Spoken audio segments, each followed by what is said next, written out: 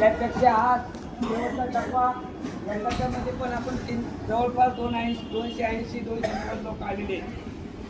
भगवान परमात्म्याच्या उपकाराने संत ज्ञानेश्वर माऊलीच्या काशी विश्वनाथाच्या आणि प्रभू रामचंद्राच्या सगळ्या कृपेने आपली यात्रा चांगल्यापैकी, ना कुणाला त्रास, ना कुठला माणूस आजारी, ना कुठला माणूस हरवला, कुणाचं काही नाही होता, कुठली इजा नाही पोहोचता. प्रभू रामचंद्रांनी यात्रा एवढ्या प्रकारे एवढ्या उत्तमरित्या पार पाडलेली. या यात्रेमध्ये मी याच्यापूर्वी सांगितलं होतं की असे काही लोक आहेत, अशी काही मंडळी आहे, असे काही आई वडील आहेत, माता पिता आहेत की त्यांची परत काशी अयोध्या होणार नाही. त्या काही माता माऊली फार वर्दवलेला आहे, होणार नाही. आणि मी याच्यापूर्वी पण बोललो होतो की तुमचं आमचं परम भाग्य आहे, तुमचं आमचं परम भाग्य आहे की प्रभू रामचंद्राचं मंदिर बांधलेलं आपल्याला बघायला मिळते. प्रभू रामचंद्राचं मंदिर बांधलेलं आपल्याला बघायला मिळते.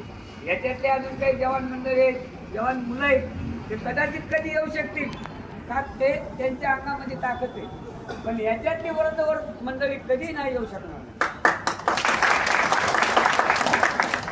आणि याची उतराई म्हणून तुम्ही, मी बोलत नाही, बोलून दाखवत नाहीये, तुम्ही समजायचे की याची उतराई कृष्ण भाऊला तुम्ही काय द्यायची.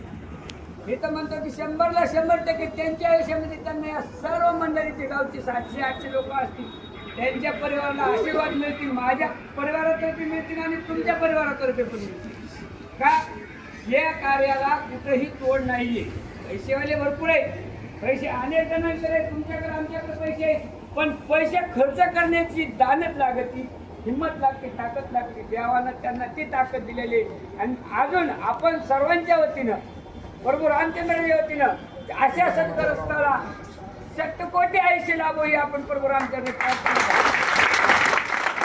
आता आपला इथून मागचा झालेला प्रवास हा सुखरूप झालेला आहे.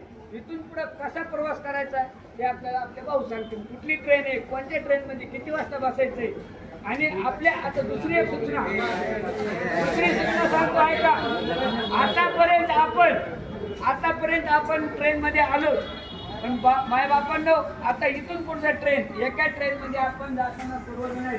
आपल्या शेजारी कोण आलाय, आपल्या शेजारचा कोण खाली उतरलाय याची दक्षता घ्या, एकूण एकाची दक्षता घ्या. एवढी हात जोडून विनंती. का मी आज पहिल्या ट्रेनला सांगतो, तुमच्या प्रेमाचा, तुमचा नातक पाहुणा मी आहे, पण इथं जेवढे बसलेत हे तुम्ही तुमच्या गावची.